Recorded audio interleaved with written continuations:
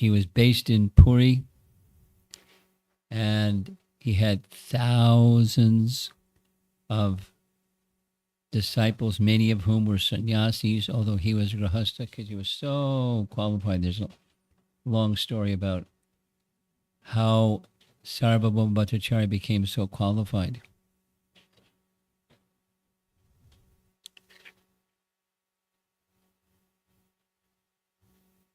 And when he, Sarvabhauma Bhattacharya, wanted to show his, well, you know the story, I'll just a little bit. When Chaitanya Mahaprabhu entered the Jagannath Puri temple, what happened? In a swoon of ecstasy, he fell on the ground unconscious. And the guards thought, this guy's crazy, toss him out. So they started to toss him out. But as they were doing that, who would come into the Jagannath temple but Sarvabhauma Bhattacharya, who said, no, don't throw him out. Carefully carry him to my home. I'll look after him. And Sarvabhauma Bhattacharya, being a very great scholar, he knew how to test to see if he was faking. The test was to see if his breathing was in fact suspended, or was his breathing just normal and he was pretending to be in a state of trance. So he put little strands of cotton fiber in front of his nostrils and they didn't move, which meant he was either dead or he was in trance. He wasn't dead. So he became convinced that he wasn't faking. Another controller in our midst. Okay, so when Chaitanya Mahaprabhu didn't come to external consciousness, he wasn't sure what to do. He tried this and tried that, and nothing worked. So what finally worked was Lord Nityananda and the other devotees came and they loudly chanted, Hare Krishna, Krishna Krishna, Hare Hare, Hare Rama, Rama. And he came to external consciousness. Looked around, where am I? What's going on? Sarvabhauma Bhattacharya did a little discussion. You're very young, you're very attractive, you're very beautiful. How are you going to maintain your vows of sannyas unless you have thoroughly studied Vedanta Sutra? If you like, I can train you. I know how to do it. So that 7 days, nothing happened. 8th day, Lord Chaitanya explained Vedanta Sutra in such a way that Sarvabhauma said, he's super scholar. I've never heard anything like this before. It's wonderful. And as you're speaking, I can understand you're not just a young sannyasi. You're the personality of Godhead. Lord Chaitanya smiled and showed this Sadbhuja form. Sarvabhauma Bhattacharya prostrated himself before Lord Chaitanya and became his devotee. So these Sadbhuja means 6, and 6-arm form, 2, 2, and 2 makes 6. As Lord Chaitanya has done to Kamandalu, as Ram, his bow, and an arrow, and Krishna his flute. He took 2 hands to play his flute. The reason for showing this Sadbhuja form has to do with a nice discussion that is found in Chaitanya Charitamrita Adi Leela, chapter 1, where one of the topics in this section is Balaram, and the Balaram is identified as the Adi Guru first direct manifestation or expansion of Krishna is the original spiritual master. And the purpose of introducing Balaram here is because the author, Krishnadas Kaviraj, wants to equate Balaram with Lord Nityananda.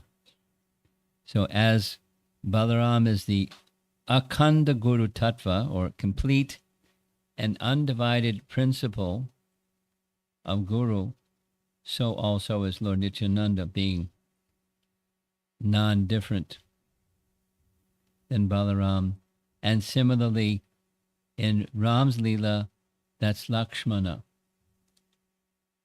He's also the Adi Guru personality. But it's not, the Sri Vaishnava Acharyas have commented so thoroughly, extensively, exhaustively on Ramayana. They're not tuned into Chaitanya Charitamrita and the picture that Chaitanya Charitamrita has of who is Balaram and who is Lord Nityananda, but they certainly understand Lakshmana as Guru. And as Guru,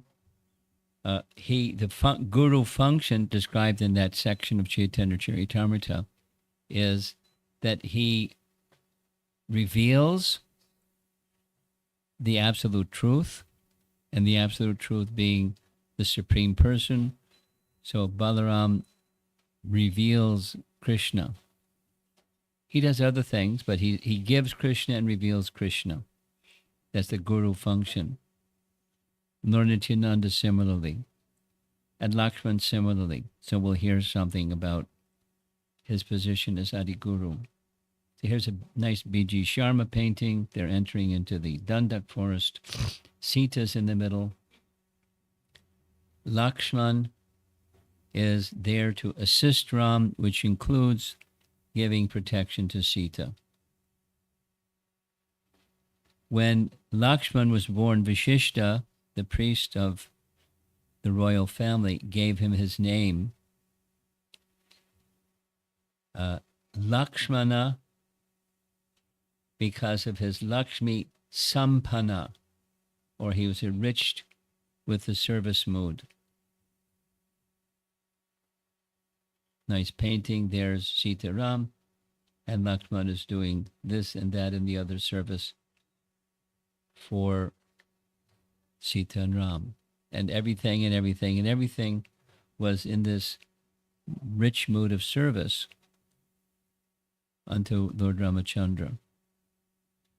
We'll hear something more tomorrow, the Sheshatvam topic, but we're not going to go into it so much right now. Here's a passage from Vedanta Deshika's writing, Paduka Sahasram. What's that? Vedanta Deshika wrote 1,000 verses glorifying the Padukas of Ramachandra. There are some devotees I know, ISKCON devotees. It's one of their favorite literatures. It's because it's so poetic and so sweet, and the glorifications of Ramachandra. And they've given classes and seminars and exhaustive description. So I got this from one of them. Verse 18.1, Sri Ramanuja's definition in Vedanta Sangraha is, he or it is a Shesha who, by his or its very nature, exists to promote the glory of another. And the other is Sheshi.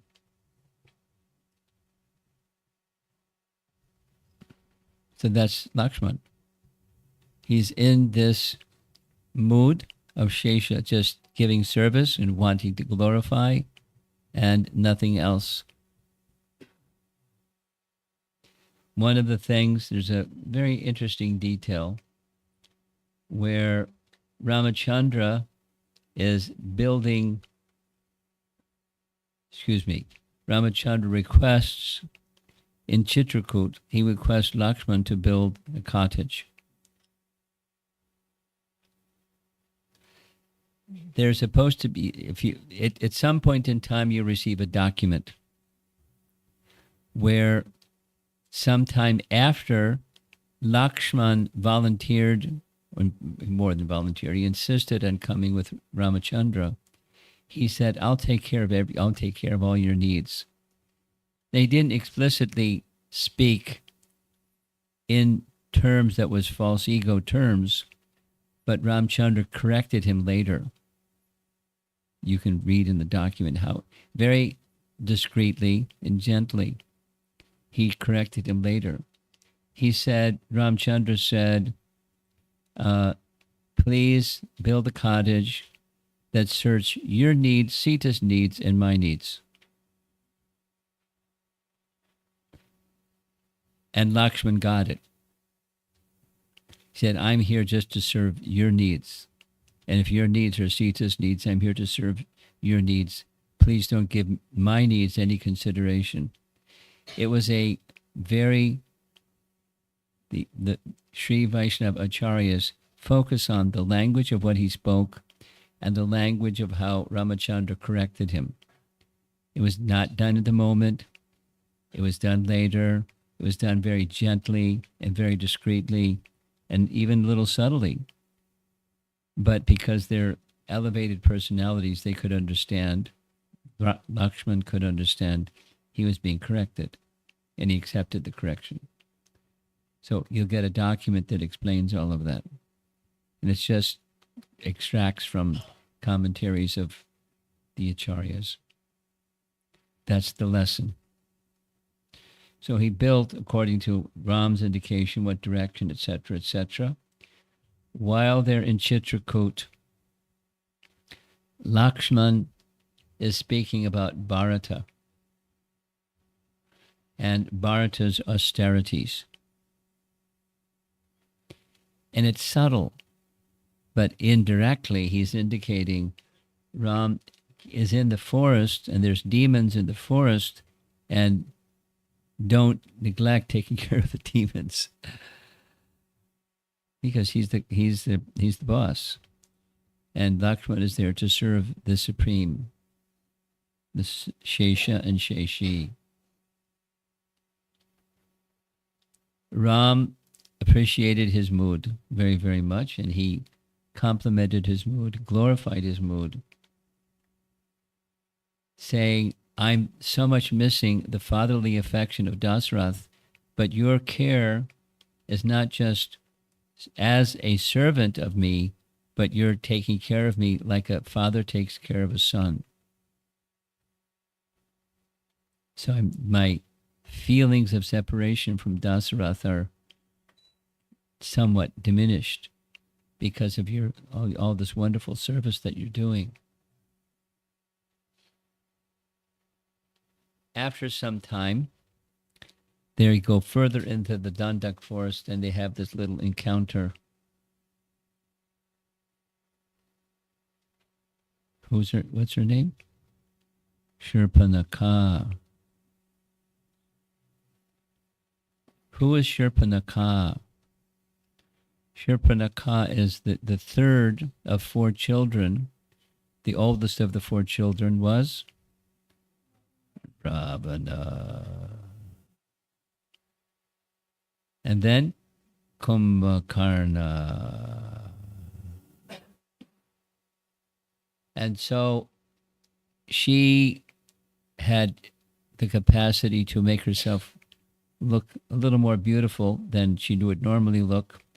And in a very low-class way, she went right up to Ramachandra and said, oh, handsome one. I mean, this artist has him with a beard and stuff like that, but anyway.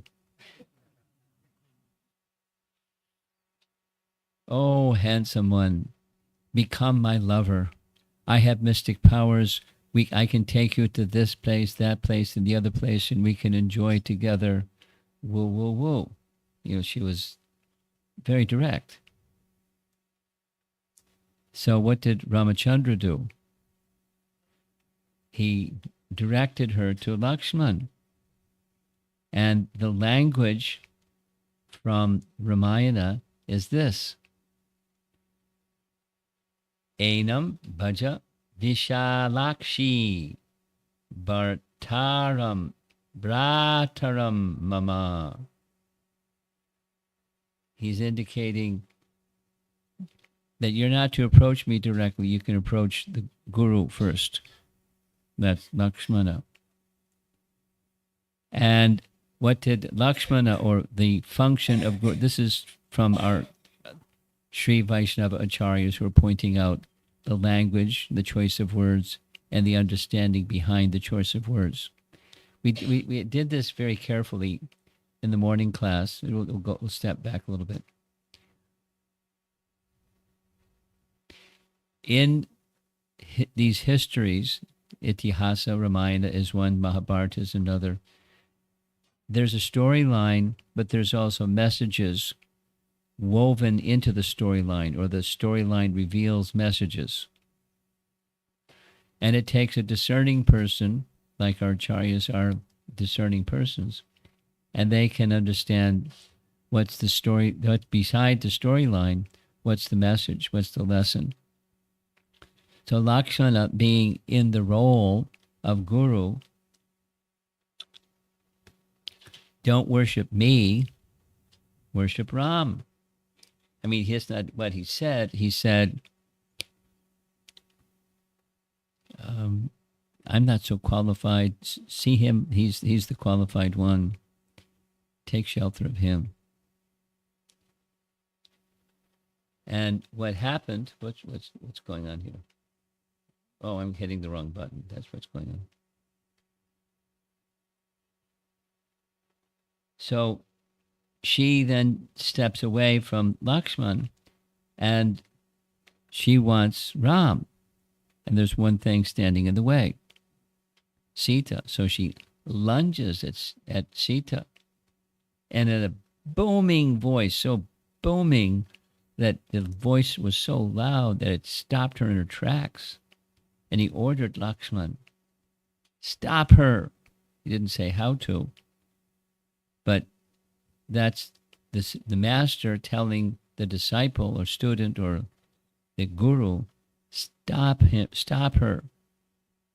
So he right away drew his very sharp sword. This one shows a little skinny knife, but very sharp. And he cut off her nose and cut off her ears. Disfigured Shurpanakha. Commentators have some comment about that. This is three points. A guru's function. Remove false shelters of an untrained soul. That's pretty harsh way. Cut off her nose and ears. But remove false shelters, because she was very proud of her beauty, but she wasn't very beautiful anyways. A guru steps in when an untrained soul harms the property of the Supreme Lord or other devotees. So Sita was about to be harmed, and a guru function was to give protection to those who are going to be harmed. That doesn't necessarily you have some strong arms and sharp sword, but it's a principle of protection. Chaitanya Mahaprabhu did the same thing with Balabhadra Bhattacharya when the persons who took him away, he went right in their midst and brought back Balabhadra Bhattacharya, protected him forcibly.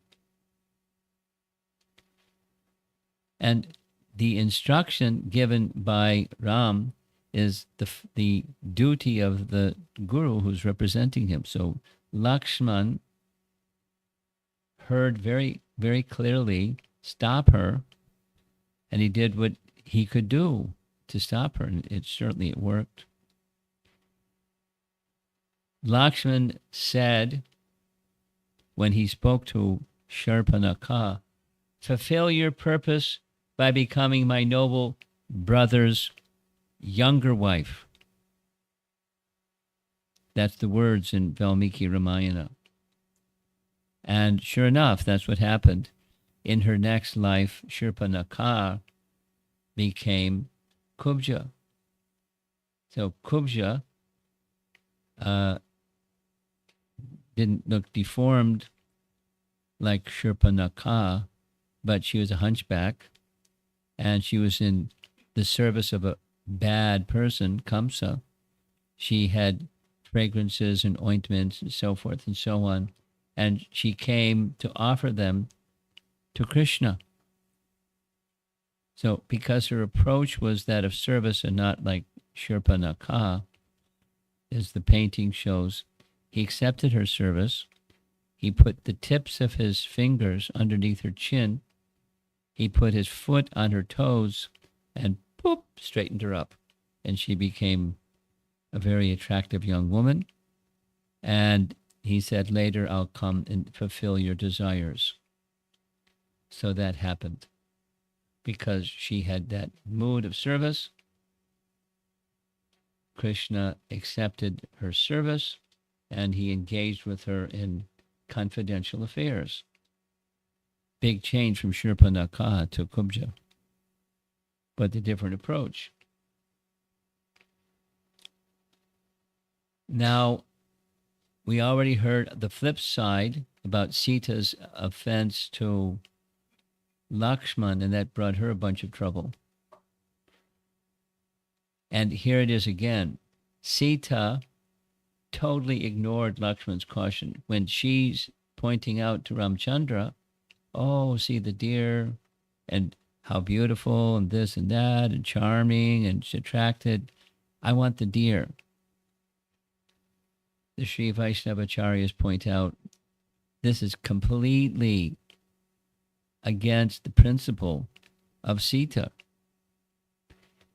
meaning she wanted something for her own enjoyment, not something on behalf of Ramachandra. In other words, according to the commentators, she's acting like a conditioned soul or speaking like a conditioned soul, wanting to be enjoyer of objects or things of this world outside of the happiness of Ramachandra. That's not Sita. Totally out of character. And because of that mistake, she underwent some problems.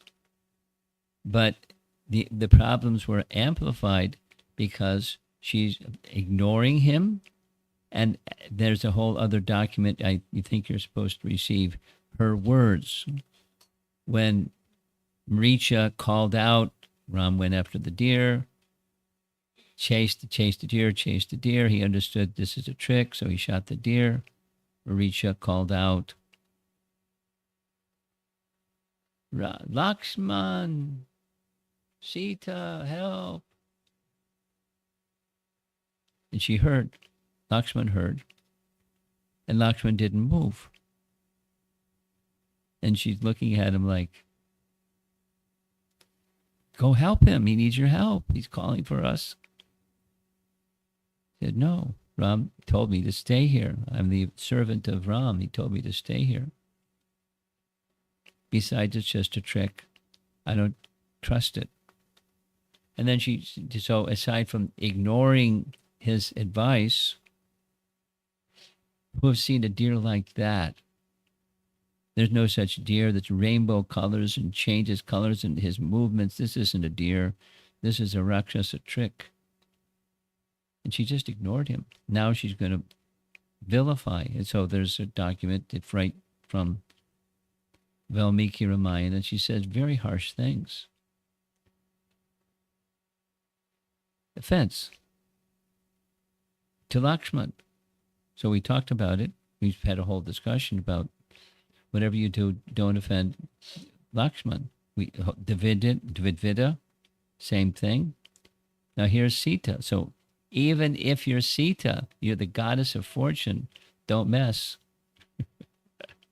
What to speak of us?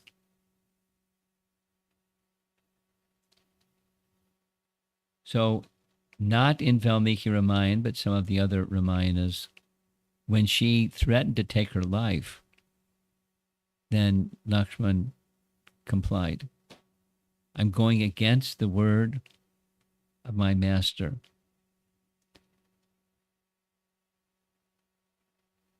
That was a mistake. And with his bow, he did Lakshman Rekha. He made a circle and told her, stay within the circle no matter what, and you'll be protected. You step outside the circle and anything can happen. Sure enough, she stepped outside the circle and it happened. Violating, offending, so she's now in difficulty. Then another function, very interesting dialogue, when Ram comes to know that Sita has been kidnapped, he searches and searches and searches and can't find Sita. He becomes very sorry or sorrowful.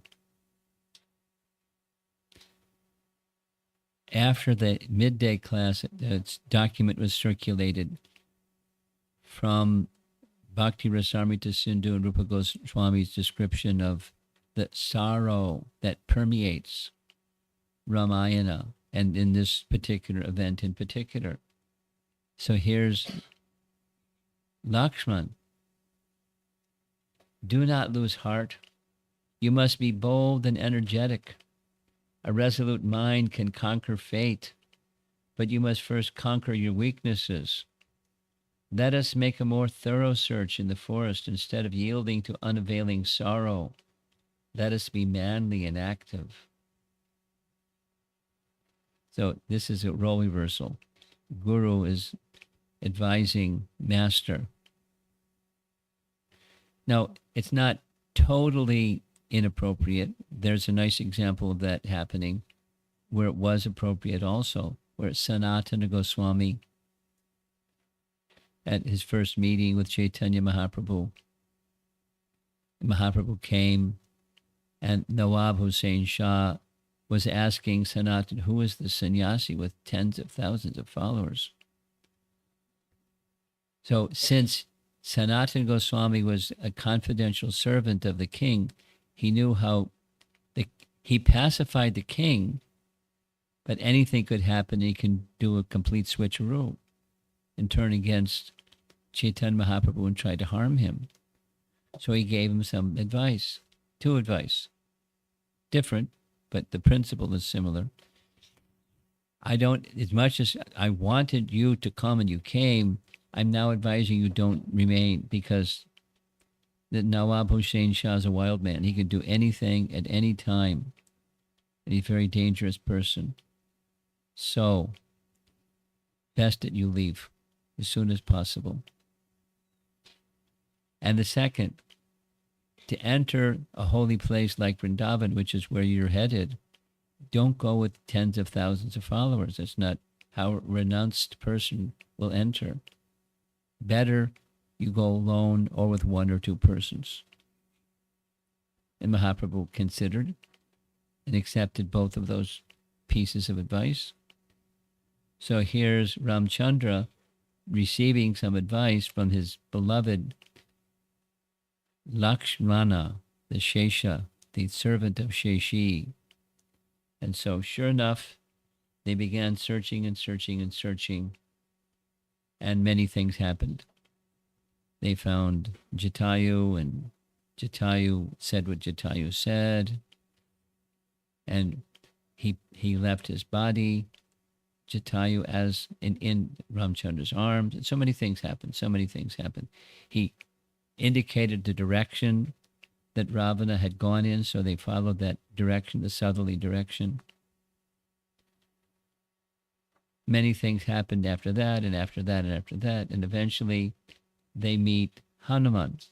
Hanuman is sent as a minister to check out who these two mendicants with bow and arrow and weapons and swords, what are they doing in the forest? Are they friend or foe? So his very capable minister, Hanuman, was sent. And when Hanuman saw Ramachandra, he immediately, just intuitively understood it's not only friend instead of foe, he's the supreme person, because Hanuman's a great devotee. So before being even asked, Hanuman revealed his identity, who he was, what his name was, who his father was, who he's the servant of. Sugriva and what he was doing, why Sugriva is in difficulty, and we're living up on top of that Rishamukh hill. He sent me to see if you're friend or foe. Did everything transparent. And after Hanuman spoke so eloquently, Ram didn't respond to Hanuman. This is the guru function. Ram responded to Lakshman. And there's details and details of how he complimented the elegant speech, the perfect diction, this flawless Sanskrit, the even demeanor, the calmness, the whole presence of Hanuman tells me he's a great personality that's highly trained and highly qualified. He says all this to Lakshman. So then Ram, asked Lakshman to respond to the inquiry of Hanuman, like, who are they? And Lakshman explained everything. They're in the forest looking for Sita, etc., etc. And they had an encounter with Kabanda, who said, it gave his advice, make friendship with Sugriva. So we're searching for Sugriva, but lo and behold, you're the servant of Sugriva. What providential arrangement. This is wonderful. So Lakshman speak like this. We are searching and searching. Where is Sita? Where is Sita? So Hanuman then takes them to where Sugriva is. Sugriva is the one with the crown over there. And at the hearing of Ramchandra's story, they are providing him with the ornaments that Sita threw over the side of the chariot. Although in Ramayana, the chariot was broken, so I don't know how she threw it over the side of the chariot because it was already broken. But she had ornaments in a cloth, and while flying over Rishamukh mountain, she tossed the ornaments in the cloth, and they captured them. When Ramachandra asked, do you recognize? He said, I only recognize the ankle ornaments because I've never looked above Sita's feet.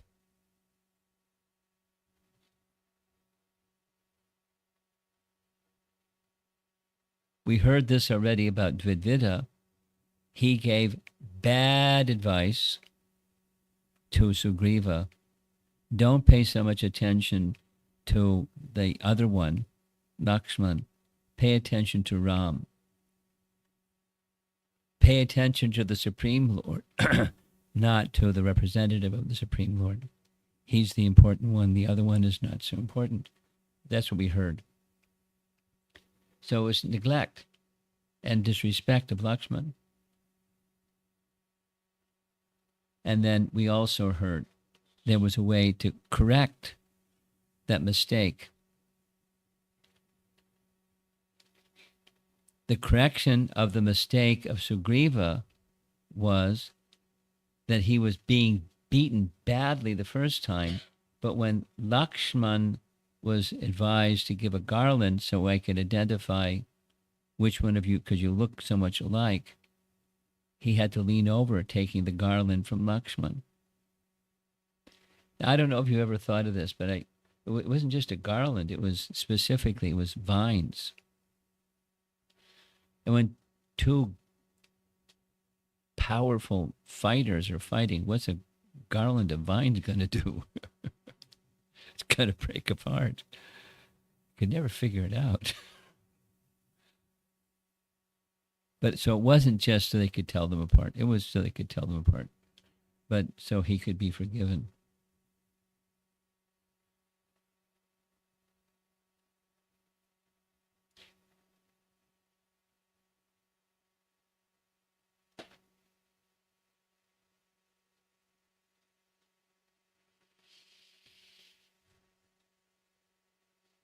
Later on, there's this same principle. Lakshman constantly by the side of Ramachandra with total submission to him in his guru role, carrying out his order simply as the servant. But as we already heard, Ram acknowledged that his service was not just the subordinate servant, it was protective kind of service, like a father to a son, caring for him. Then comes the demise of Lakshman. You know this demise of Lakshman. One Brahmin came, and very mysterious Brahmin, and said, I have something very confidential to tell you, and it has to be done in a private place where no one can come. And if someone comes, then you'll have to kill them.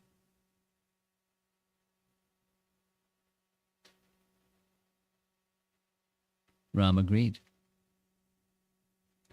And as it turns out, that Brahman was death personified. Death personified said, Brahma has sent me to come here and inform you that the time for your earthly pastimes is drawing to a close. You have achieved all that you desired to achieve. You may now return to your own eternal abode. So this is a confidential discussion. No one should hear the words that pass between us. If anyone should interrupt us, they must be killed by you. Death personified instead of a Brahmana.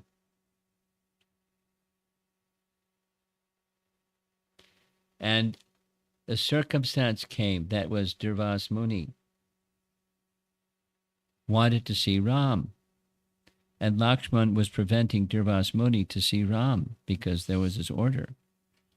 Durvas Muni went out of control. I will not be kept waiting. Go at once and inform Ram of my presence.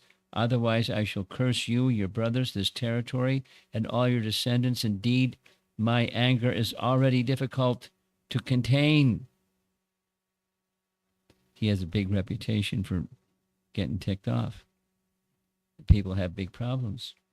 And so Lakshman went, informed him. Durvasa Muni is waiting. He's losing his temper. And because Ram had made this pledge, Lakshman is reminding him of the pledge. I must now die, dear brother, for that was the promise you made to death. Punish me in accord with your word to that deity.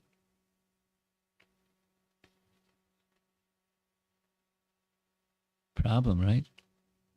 How can he destroy his dear friend Lakshman? Ram looked at Lakshman. I leave you, O son of Sumitra. Let virtue not suffer. Desertion and slaying are considered equal according to the wise. Therefore, do I abandon you today. Yikes. Now, we already heard Hanuman say, not possible. As sun and sunshine are inseparable, Sita is inseparable from Ram, Lakshman is inseparable from Ram. It's not possible for Ram to leave Lakshman, but there was a pastime where he left Lakshman. At the bank of the Sarayu, Lakshman suspended his breathing and entered a deep trance. As he sat absorbed in thought of Ram, he departed for the spiritual realm. Thus ends Lakshman in Valmiki Ramayana. The commentary says, Ram knew he was going to depart, which meant that Lakshman's time to depart was also due. So better that he departs first, because how will be able to bear separation from me? So better he departs first. Part of a Leela, but to uphold virtue, but part of the Leela for their pastimes to begin, and now their pastimes to end. So here we go. We're nearing conclusion of this evening's discussion. Commentary. Lakshman represents Adiguru throughout the Ramayana, expressing intensively as the absolute order carrier of Sri Ram without questioning. And so there's the servitude, there's the Sakya, and sometimes, just like when they were sitting together, Lakshman is advising Ram, don't become weak at heart. You're a hero, you're a great soul. So it has some back and forth conversation, but it's not the same, but it's similar to Vrindavan or Krishna's pastimes, where there's an intimacy that supersedes the Aishvarya. Should I do that one again?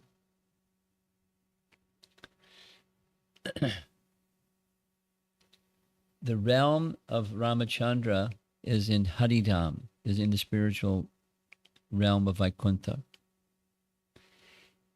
And Ayodhya, amongst the Vaikuntha planets, is very special. It's the topmost. Why? Because of the intimacy of relationships. We mentioned this. In Vaikuntha, does Narayan have a father? Does Narayan have brothers? And there was also a sister. Kaushalya had a daughter.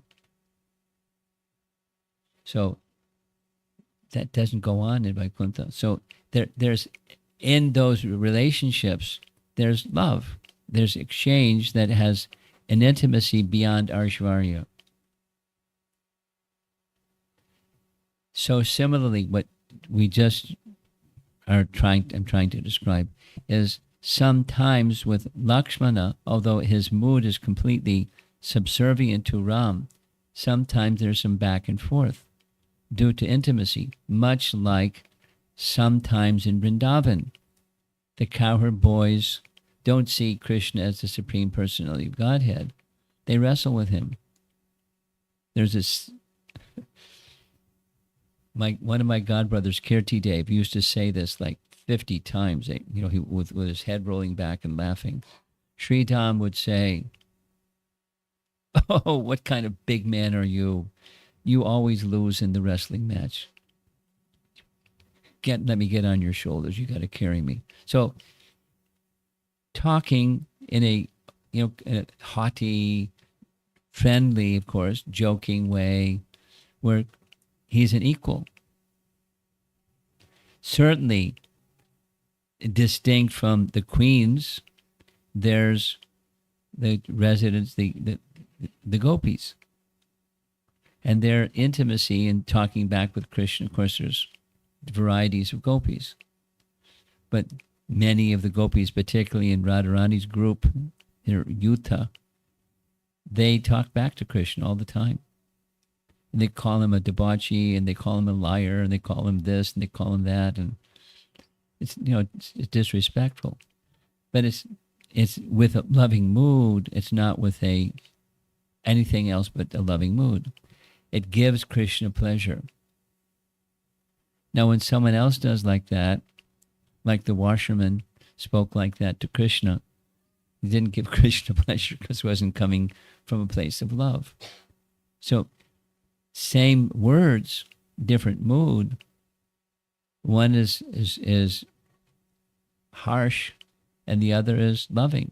So sometimes between Lakshman and Ram, Lakshman always seeing Ram as his master, the intimacy would become very, very strong.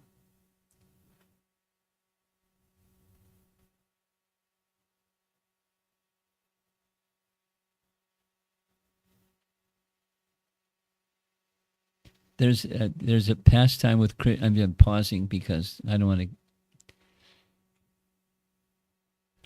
There's a pastime with Radha and her brother, where Radha and her brother's name, Radharani had a brother. Did you know that? Radharani had a brother. What's our young scholar's friend over here?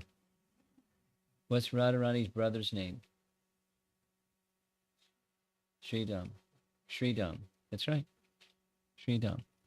So one time, Radharani and Sridham got in a little dispute, like a war with words. And without all the detail, she cursed Sridham. He would become a demon. And he became Shankachuda. This is a detail. And he cursed his sister. You're so offensive. For 100 years, you're going to be separated from your beloved Krishna.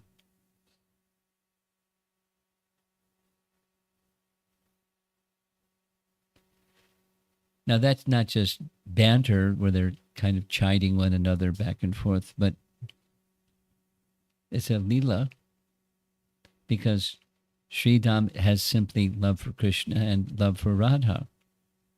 But it's a lila for some purpose. So these things get really mysterious. Like, really mysterious. One thing we should always be clear about, that loving exchanges on the platform of pure consciousness are not always in the Aishvarya mood. Sometimes in the Madhurya mood, and the Madhurya mood eclipses the Aishvarya mood.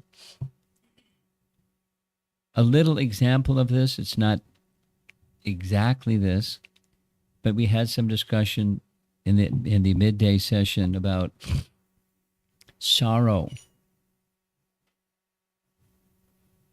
And the mood of sorrow permeates from the very first when Valmiki saw the hunter shoot the krancha bird, and he spoke with anger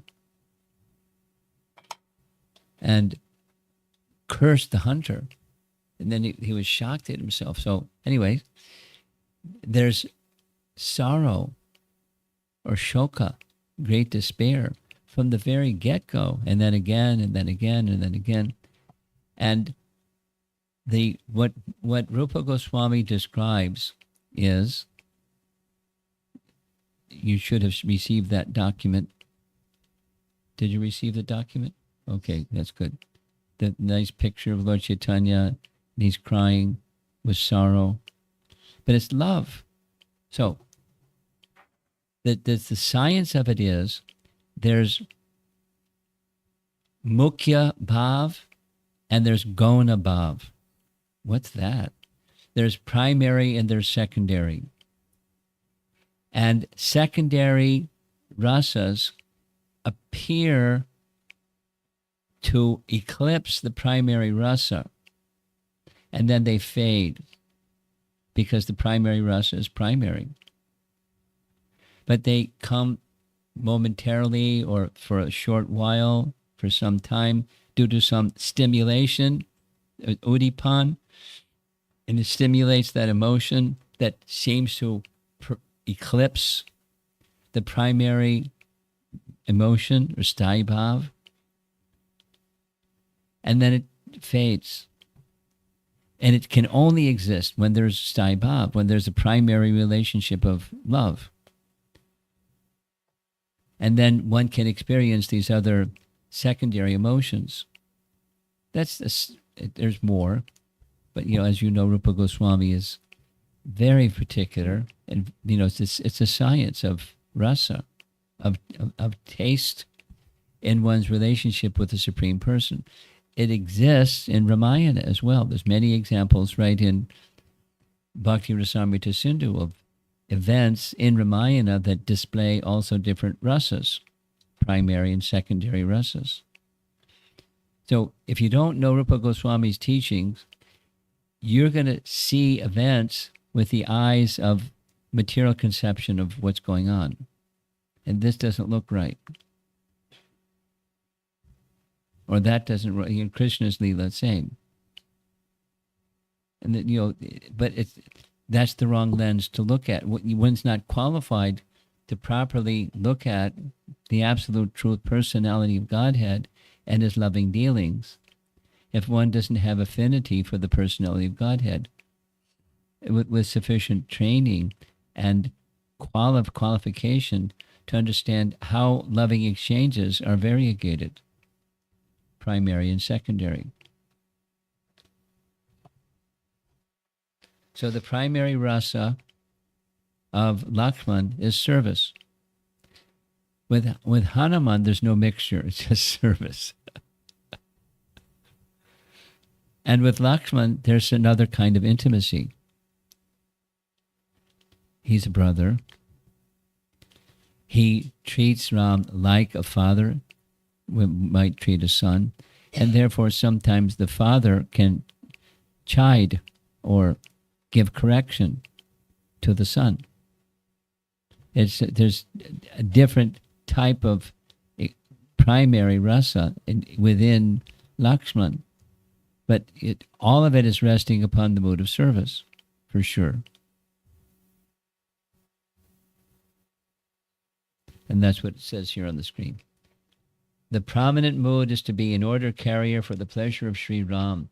This includes this odd and devastating episode in how Lakshman exits his earthly pastimes. Here's a little document that goes a little bit further into this. Sheshatvam. We'll hear some more in the midday session tomorrow in relation to Shatrughna, but Sheshatvam is the quality of Lakshmana, particularly towards Ramachandra. But Sheshatvam has two divisions. One is towards the Supreme Lord, and the other is towards the Lord's devotee. Lakshmana is of the first kind, Bhagavat Sheshatvam. Shatrughna is the second kind, Bhagavata Sheshatvam. That is, Shatrughna had this very profound affection for Bharata, as Lakshman had very profound affection for Ramachandra. And here's another one of these Tvam words. Paratantriam was exhibited by Bharata. Paratantriam means complete dependence on the higher authority. Bharata was the emblem of Paratantriam towards Ramachandra.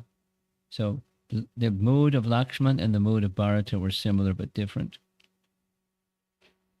And Dasyatvam, that's Shatrughna as a devotee of Bharata. So this is the last slide. There's a document that you should have received, and you can read it over to get a little more picture of what this is all about. So I'm ending, and just a little wrap up. When we began the morning class, late midday class, there's teachings or principles that one may know about from the studies of Shrutis. And then the Smritis, which includes the Puranas and Itihasas, they're histories that this is what it looks like. The ideal king, or something, or something, or something. It illustrates the characteristics of something that's talked about in Shrutis. Here's what it looks like. So they're principles woven into the history of Ramayana that our acharyas, knowing the principles of Scripture, they can shine light or illuminate some detail and some detail, and this detail fits together with that detail, and that's the puzzle piece. And you put the puzzle piece together, you get the whole big puzzle. And it's a big adventure. And from my experience, there's practically no end to the adventure. Especially when you have a bad memory like I have. You read something and the little light goes on, and then after a while, I don't remember what I heard. So I have to hear it again and again. Therefore, Shravanam Kirtanam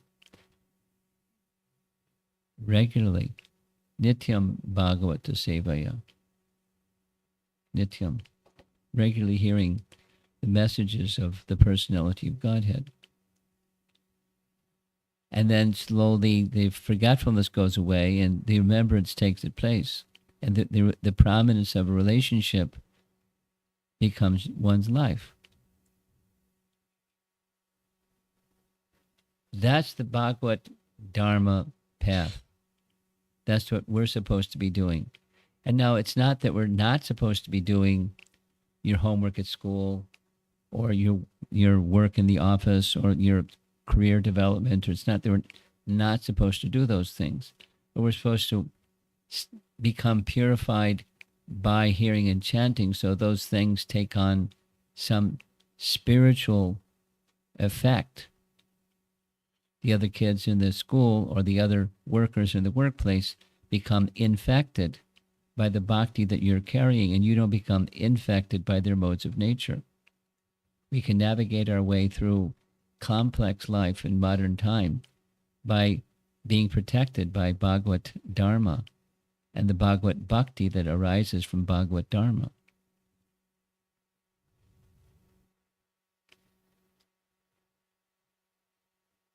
And that's a whole topic. It's a nice topic. So let's see if there's some discussion.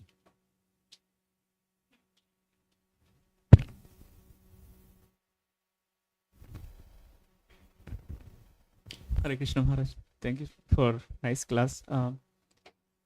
When I was hearing about Shurpanakha, she offended a lot, all three, including Sita Maharani, and her intention was quite ugly. Yes. But still Krishna fulfill his desire in next lifetime. Looks like normal sadhaka, he has to put a lots of effort to get Krishna's mercy, but she got like anything like this only. You don't think, the premise is mistaken. Don't think that you won't get mercy. The very fact that you're engaged in sadhana is in itself mercy. And it can carry you to places that's, the darkness. I won't, one devotee went back to India, and they stayed with their family members for 2-3 weeks. And when they came back, they reported, confidentially, they're so unfortunate. They don't have a clue. And my life would have been like that too. Not a clue, and being tossed by the waves of material energy, and completely clueless, completely rudderless, completely misguided, bewildered, with emotions that are going all over the place. Now, it's the same world that you and I live in, that they live in, but there's some purification. There's a center. So it's not that it amounts to nothing. Not that you're saying it amounts to nothing, but the Supreme Lord may give his kindness to someone, and he's not bound by your yardsticks. It should, if she gets that, I should get something better, or at least equal. It's not like that.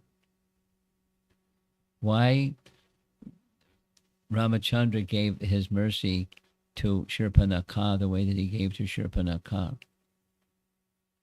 She had an important role to play in Ramayana. She played her role very well. She was attracted to Ramachandra.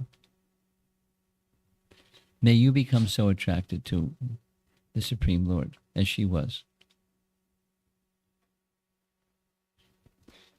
And then maybe you become Kubja.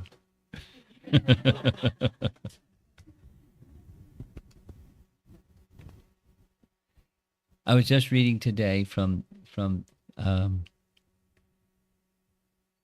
Bhakti Rasamrita Sindhu on this same section where the rishis in Dandak forest, they had an attraction for Ramachandra in conjugal love. Now, we won't talk too much about what is that, the implication in our modern, but the attraction is not, male to male. It's to the Supreme Personality of Godhead. They were very elevated, and they had an attraction in conjugal mood. They didn't say anything. Ramachandra didn't say anything about their attraction, according to this section of Bhakti Rasamrita Sindhu, but he acknowledged their attraction, and sure enough, they became gopis in their next life in Vrindavan. And they got the opportunity to associate with him in that way. So it's the attraction for the personality of Godhead. And it, can be warped, like Shurpanakha was warped, lusty like crazy, completely on the material platform, but attracted.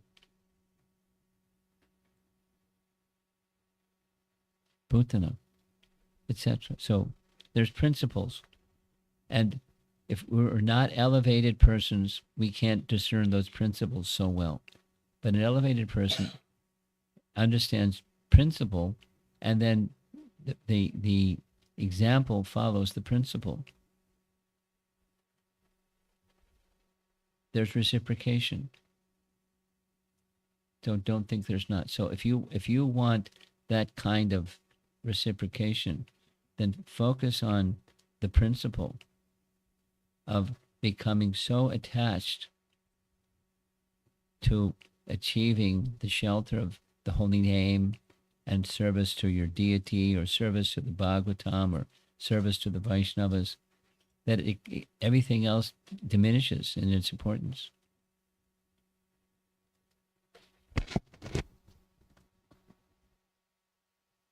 Thank you, Maharaj.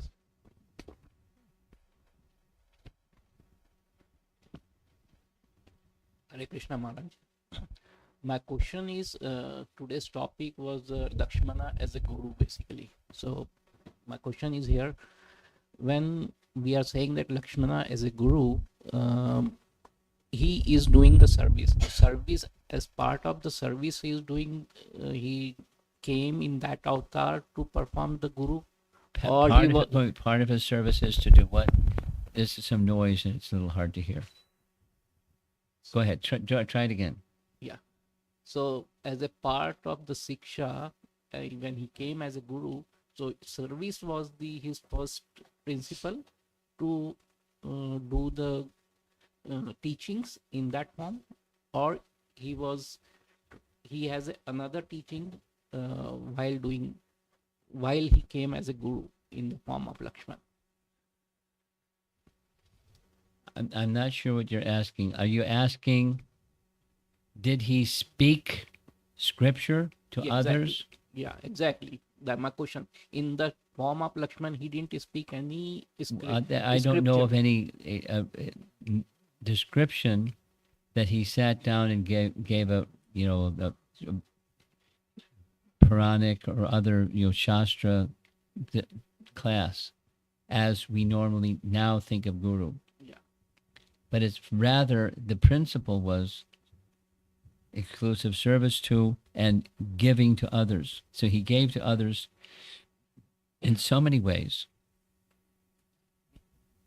He knew scripture. Here's a nice example.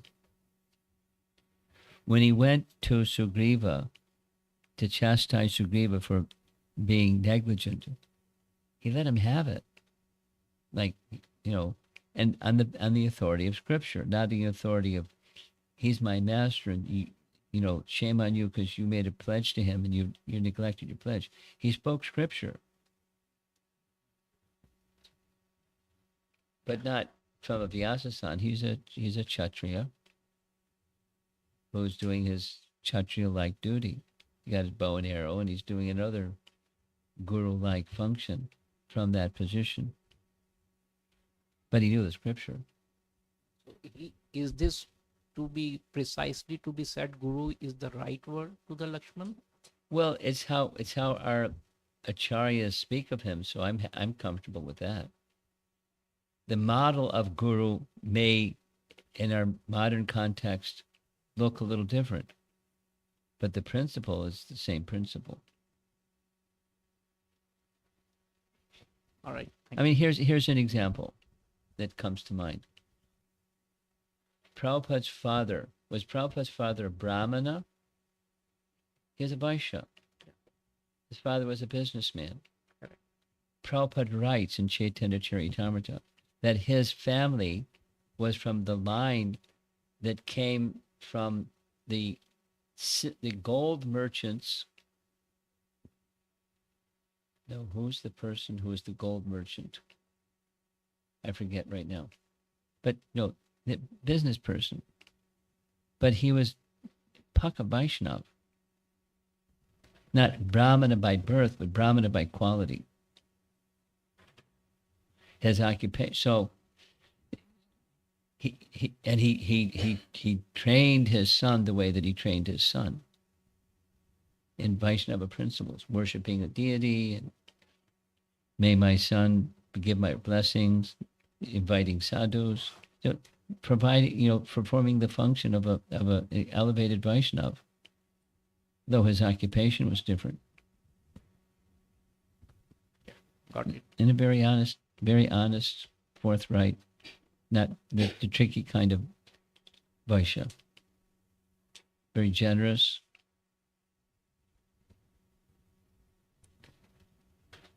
Okay, someone else. Another Pranam Maharaj. In this picture, I could see like 2 arms are from Krishna and 2 arms are from Rama. Can you explain about the other 2 if you are aware?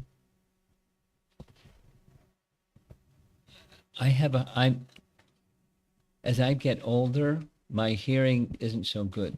Oh, yeah. In the picture, I can hear your voice. Okay. But it's just my apology.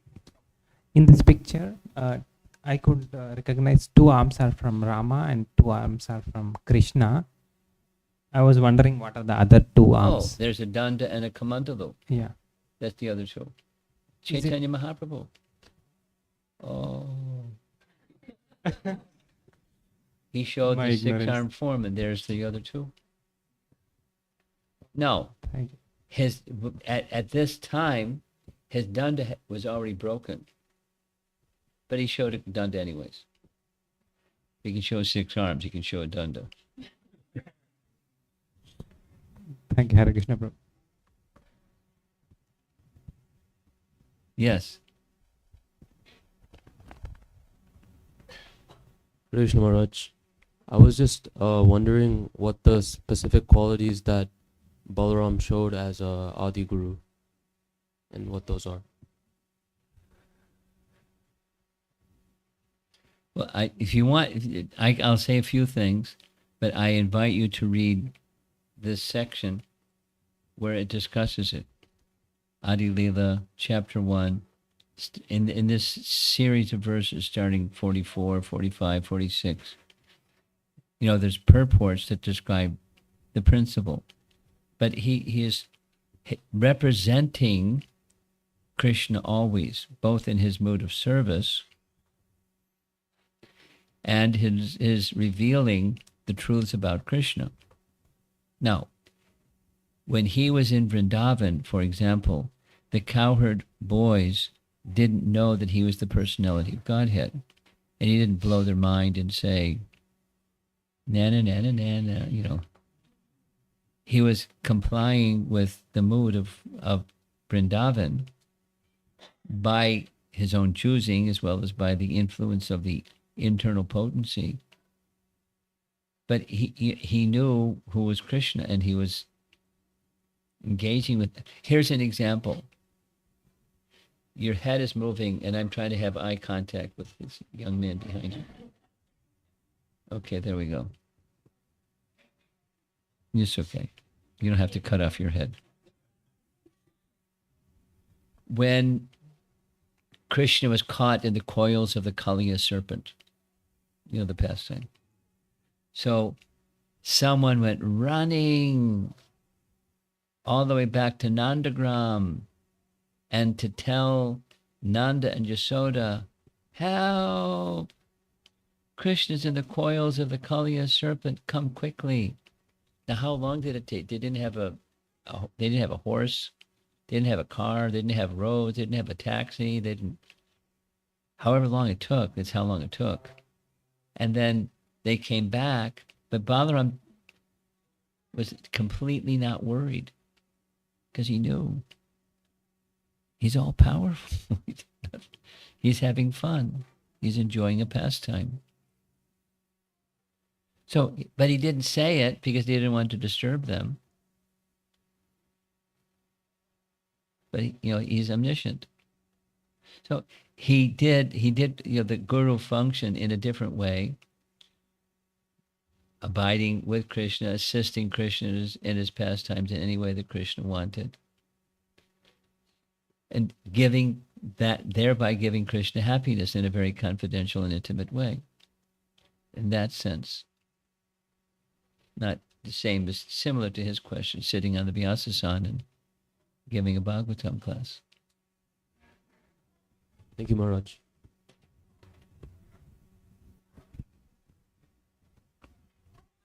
Haribol Maharaj. So my question was that, as we all know that there are three types of bhakti if we do. So there is a guarantee we won't come back to this material world. Like Vishnu Bhakti, Ram Bhakti and Krishna Bhakti. But sometimes we find that we encounter like staunch Ram Bhakt. And then what should be our, if we want to actually explain them that how Krishna is more Rasik than Ram, and so how we should tell them that achieving Krishna is more greater than achieving Ram. Two things. Give the microphone to him. That's the first thing.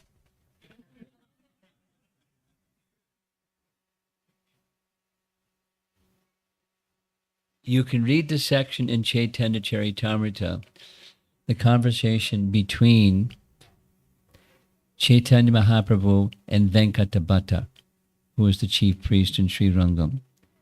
And you read that section, you'll understand how he did it. There was the place of meeting, that is, the goddess of fortune, Lakshmi, is completely chaste and faithful to Narayan, and that Lakshmi wanted to join the rasa dance with Krishna. There's no unchastity in her part, because Narayan and Krishna are the same. But then she wasn't allowed to enter the rasa dance. Not only that, this is Lord Chaitanya explaining, but she underwent austerities. Lakshmi underwent austerities, and she still couldn't enter the rasa dance. Venkatabhatta, can you explain? He said, no, but I think you can. And so he explained the science of rasa. So stepping back from that exchange, one of the things that is said, generally speaking, about those 4 months in the rainy season, they all, that is Venkatabhatta, his brother, and his son, all became convinced, based upon the science of rasa, which he gave thoroughly to Rupa Goswami. So something that may benefit us is to learn the teachings of Rupa Goswami about rasa, at least, ABC. But therein is the distinction. There's the non-difference, and there's a difference, largely based upon rasa. And I brought it out lightly this evening. Lakshman is in the first expansion, like Sankarshan is the first expansion of Vasudeva. So Sankarshan is to Vasudeva as Lakshman is to Ramchandra.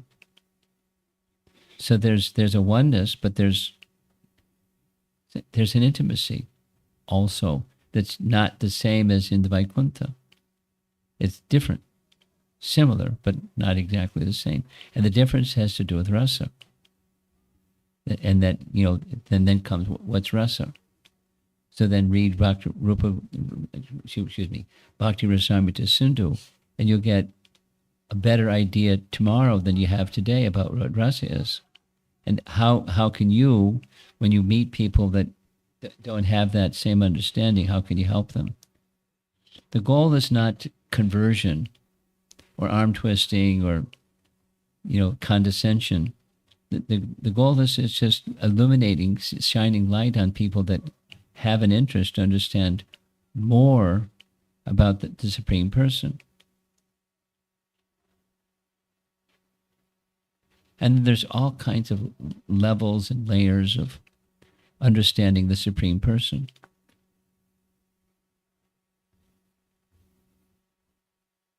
And there are different ways of interacting with those individuals. Just today, just this morning, listening to about a half an hour discussion. Prabhupada's in Paris, August 1973, and he's meeting with a leader of the Rosicrucian order. Rosicrucian is a Christian order. Rosa, there's a rose in the center of a crucifix. That's Rosicrucian. So it's the Bible is their text, but they have a certain idea of what's the goal. Prabhupada kept asking, what's the goal? What's the purpose? And it was, fair to partly cloudy. And Prabhupada decided, for whatever the reason, he was inspired to just dwell on it. Cosmic consciousness. Then what's that? What's the stage of perfection for a Rosicrucian? What's the concept? And it was fair to partly cloudy. And he couldn't give the answer because he didn't have a clear understanding. Anyway, so depends on the situation. Even if someone accepts God, the Supreme Person, and wants to worship God, the Supreme Person, there are ways, depending upon time, place, circumstance, to enter into that discussion. A person means they have form, they have a place, they have relationships, they have qualities. So tell me what you know about all those things. Anyway, so it depends on the situation and how you engage in conversation with somebody about the one of the principles is to be respectful, at the same time inspire asking questions, and different ways to inspire asking, being inquisitive. And when there's not clarity, please become clear. Here's a very clear picture. And then, if it's done respectfully and with proper understanding of Scripture, and you're not got a stick in your hand anyway, then humble persuasion is one of the best methods of helping a person go from where they are to the next level. You have something online? You personal, okay. Maharaj, we saw this time today about how Lakshmana was in a dilemma, that he had to leave because of Sita's kind of blackmailing, and he had to disobey Rama's instructions of not... Tough spot, huh? Yeah. So my question is, how do we interpret this pastime? Because looks like almost Lakshmana disobeyed the Lord's instructions. And I was thinking, even during Bhakti, we have this dilemma kind of situation, Bhakti versus non-Bhakti activity. And how do we deal with that? Depends. I mean, when Ram came back and discovered that he had left, he grilled him. Why did you leave? And then it was back and forth. Because if I had stayed, she was threatening to enter fire. So it was a tough choice. Do I just watch her enter into fire, or call her bluff, or disobey? It was a tough call. So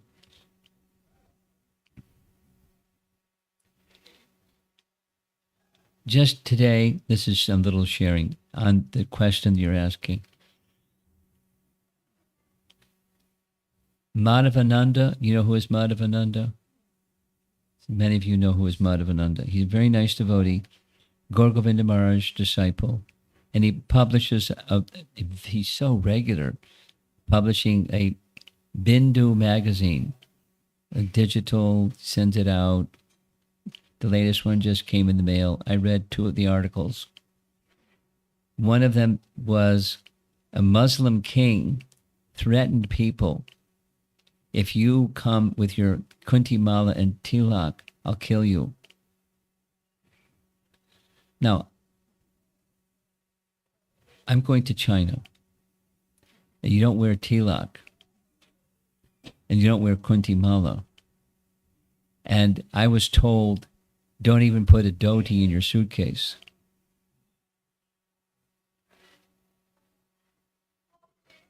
And I've been in a police station in China, but I didn't have a dhoti and kunti mala and tilak. So, there's a story where the Muslim leader was defied. And when he saw not only the defiance, here comes someone in my king's court with tilak and kunti mala, but his whole demeanor was so elevated and pure. The king honored him. I mean, he was a cruel guy, but he honored him because he was moved by his purity. So that's a tilak topic. And how much do we disclose to others? Circling back to the format of your question, or the foundation of your question. So much depends on the circumstance. Your circumstance, that the compromises that you have to live with.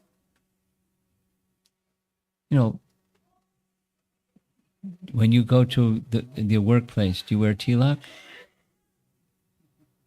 So, I'm not saying that you should. I'm not saying that you shouldn't. Just saying that we're making choices all the time, and we have to navigate our way through the modern world, when what's most important is what's inside than what's outside. And if your demeanor is right, if your character is right, it's more compelling sometimes than what you say. Your achar is more compelling than prachar. No, when you can give the prachar, then do that. But you may have to be thoughtful. Not may have to be. You should be thoughtful when you speak, that doesn't create disturbance with the other person. Okay. Anything else?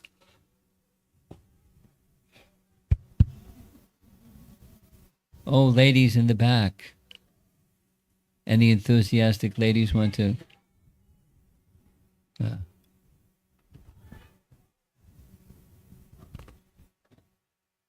Maharaj, can you develop Bhagavat or Seshatvam that you had and not do that good on Bhagavat Seshatvam development? Like, does that happen? If so, how to develop one bhakti towards Guru? Because that seems very Bhakti difficult. towards Guru. Well, Seems difficult. it's the hearing and then practical service. Carrying out what you've understood, and making it part of your life, an intrinsic part of your life, not a cosmetic part, but an intrinsic, something that goes in, that you live by.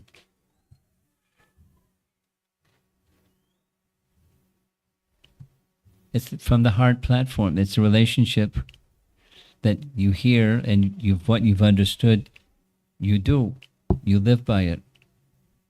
So you just hear, Shravanam, Kirtanam, Vishnu Smaranam, Padasevanam.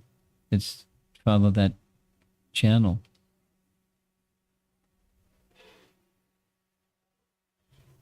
Thank you, Mother. I'll say one other thing and I'll end. The principle of gratitude is very powerful.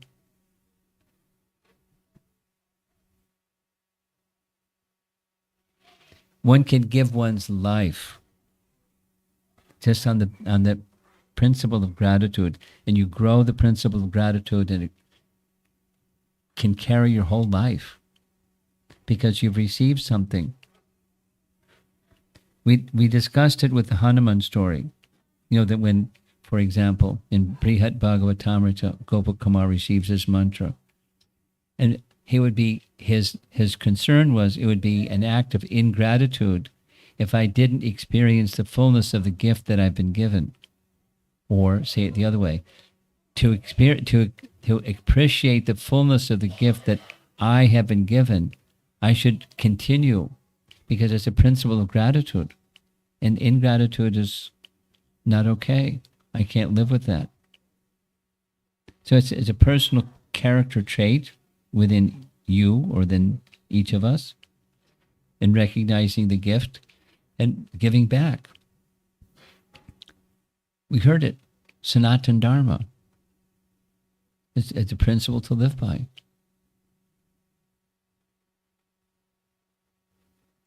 And that's a symptom of a person with character. And I really don't want to be a broken, non-character person. A Kali Yuga casualty. I don't want to do that. It's easy. Just close your eyes and run.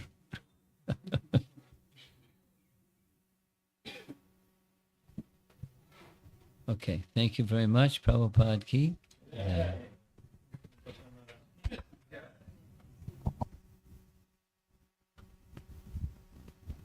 Mahaprasade Govinde.